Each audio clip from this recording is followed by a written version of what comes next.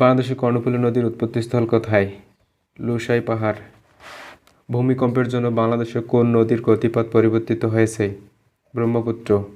বাংলাদেশের নদীগুলোর মধ্যে সবচেয়ে দীর্ঘতম অতিক্রম করেছে কোনটি?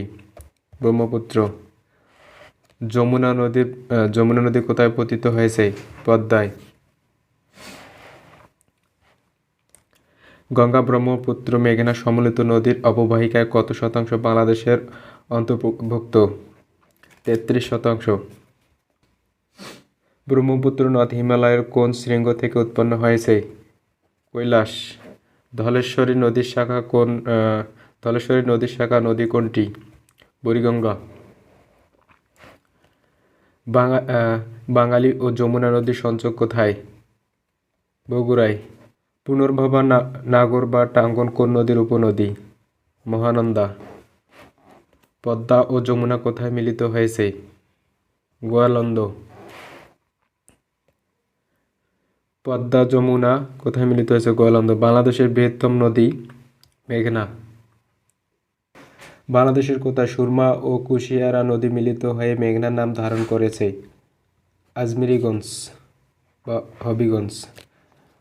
বাংলাদেশে ঢোকার পর গঙ্গা নদী ব্রহ্মপুত্র যমুনার সাথে নিম্নোক্ত একটা জায়গায় মেশে? গোয়ালন্দ। ভারতের কোন রাজ্য কর্ণফুলী নদীর উৎস? মিজোরাম। হালদা ভ্যালি কোথায় অবস্থিত? খাগড়াছড়ি। নিচের কোন নদীটির উৎপত্তিস্থল বাংলাদেশ? হালদা।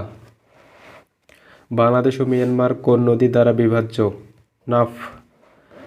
বাংলাদেশের নদী গবেষণা ইনস্টিটিউট কোথায়? ফরিদপুর। সিলেট কোন নদীর তীরে অবস্থিত? সুরমা। টেকনাফ কোন নদীর তীরে অবস্থিত? নাফ। যশোর জেলায় অবস্থিত বিল? ভবদহ। চলন বিল কোথায় অবস্থিত? সিরাজগঞ্জ, নাটোর। বাংলাদেশের বৃহত্তর হাওর কোনটি? হাকালুকি হাওর। বাংলাদেশের নিম্নলিখিত জেলাসমূহের মধ্যে কোন জেলার নিচু ভূমির পরিমাণ সবচেয়ে বেশি? কিশোরগঞ্জ।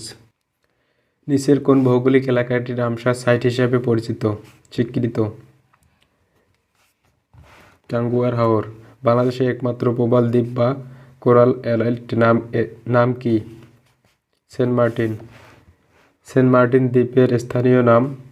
নারিকেল জিঞ্জিরা। বাংলাদেশের সেন্ট মার্টিন দ্বীপ কোন জেলায় অবস্থিত? টেকনাফ, কক্সবাজার। অলিভ টার্টল বাংলাদেশের কোন দ্বীপে পাওয়া যায়? সেন্ট মার্টিন।